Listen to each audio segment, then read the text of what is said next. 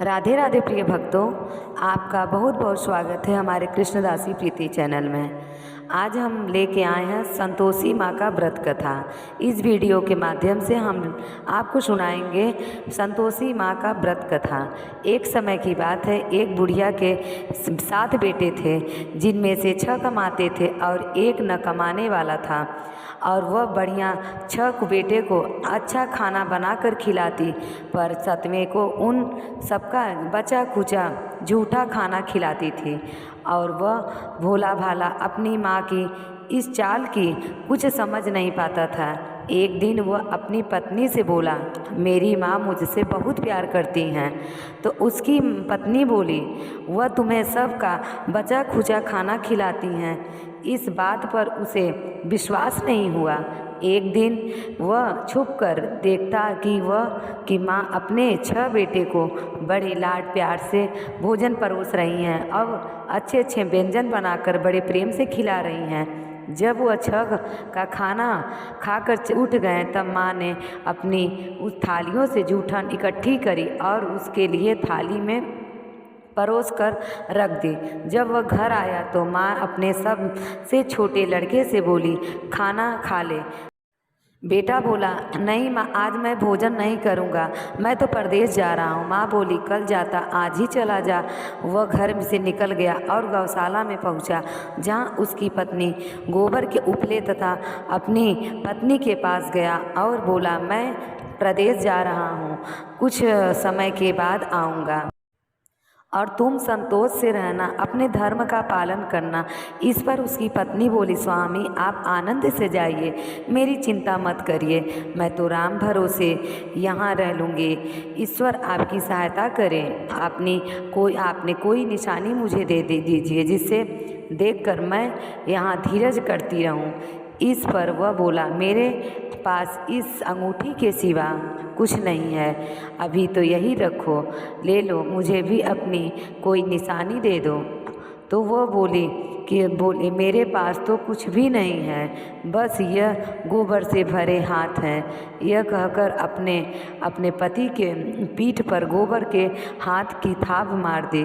वह चल दिया। चलते चलते वह दूर किसी नगर में पहुंचा और एक व्यापारी की दुकान पर जाकर बोला, भाई मुझे नौकरी पर रख लो। व्यापारी को नौकर की ज़रूरत थी, तो वह बोला, ठीक है, लेकिन तनख्वाह तुम्हारी काम देखकर ही बताऊंगा। वही रहने लगा और वह सुबह 7 बजे से रात 9 बजे तक नौकरी करने लगा। थोड़े ही दिन बाद वह व्यापारी का सारा काम समझ गया और वह सारा लेन देन का हिसाब करने लगा। कुछ ही समय में सेठ ने उसे आधे मुनाफे का हिस्सेदार बना दिया। 12 वर्ष में वह नामी सेठ बन गया। इधर उसकी पत्नी को सास और जेठानी बड़ा कष्ट देने लगी। उसे लकड़ी लेने में जंगल में भेजती, भूसे की रोटी देती, फूटी नारियल में पानी देती। वह बड़े कष्टों से जीवन बिता रही थी। एक दिन जब वह लड़की जंगल में गई लकड़ी लेने, तो रास्ते में उसने देखा एक मंदिर में कुछ औरतें व्रत कर रही थी और कथा सुन रही थी। तो वह पूछने लगी, यह क्या व्रत है, क्या कर रही हो, इसे करने से क्या होता है और यह कैसे करते हैं। तब एक स्त्री बोली, अपनी संतोषी माता का व्रत है, इसके करने से मनवांछित फल की प्राप्त होता है और गरीबी मन की चिंताएं मुक्त हो जाती है, कलह रोग आदि सब नष्ट हो जाते हैं, संतान सुख धन शांति और मनपसंद वर मिलता है और दूर गए पति के दर्शन होते हैं। उन्होंने इसे व्रत की विधि बता दी और उसने रास्ते में सारी लकड़ियाँ बेच दी और उन पैसे से गुड़ और चना खरीद लिया और व्रत की तैयारी कर संतोषी माता के मंदिर में पहुँची और माता से दुखी होकर विनती करने लगी, माँ मैं अज्ञानी हूँ और बहुत दुखी हूँ, मैं आपकी शरण में हूँ, मेरा दुख दूर करो। माँ का यश अब शुक्रवार का ऐसा ही करती रही। दिन माता को उस दिन पर दया आ गई। एक दिन एक शुक्रवार उसके पति पत्र आया। अगले शुक्रवार को पति का भेजा धन उससे मिला। अब वह माता के मंदिर में गई और उनके चरण में गिर कर रोने लगी। बोली, माँ, मैंने पैसे कम मांगे थे, मुझे तो अपना सुहाग चाहिए। मैं तो अपने स्वामी के दर्शन और सेवा करना मांगती हूँ। तब संतोषी माँ ने प्रसन्न होकर कहा, जा बेटा, तेरा पति जल्द ही आएगा। वह प्रसन्न होकर घर गई और कामकाज में लग गई। इधर संतोषी माता ने स्वप्न में उसके पत्नी की याद दिलाई और घर जाने को कहा।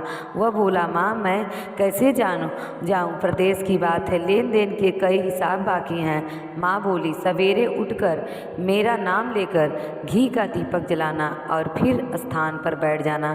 सवेरे उठकर उसने वैसा ही किया।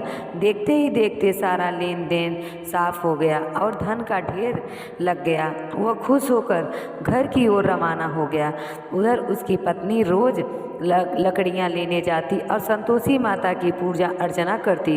एक दिन वो बोली, माँ, हाँ, यह धूल कैसे उड़ रही है? माँ बोली, बेटी, तेरा पति आ रहा है, तू लकड़ियों के 3 तौर बनाकर नदी के किनारे रख दे, एक यहाँ रख दे और तीसरा अपने सिर पर रख ले। तेरे पति के दिल से उस लकड़ी के गड्ढे की देखकर मोह पैदा होगा और वह घर जाकर आवाज़ लगाना, सासू जी, लकड़िया का गट्ठर लो, भूसी की रोटी दो और फूटे नारियल में पानी दो।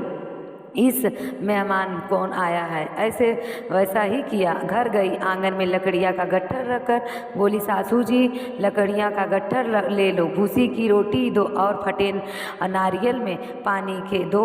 मेहमान कौन आया है? यह सुनकर सास दौड़ी दौड़ी बाहर आई और सामने अपने कष्टों को भुलाने के लिए कहने लगी, बेटी, तेरा पति आया है, हाँ, मीठा भात खा, भोजन कर और गहने और कपड़े पहन। इतने में उसका पति बाहर आया और उसके हाथों में अपनी अंगूठी देखकर माँ से पूछने लगा, माँ, यह कौन है?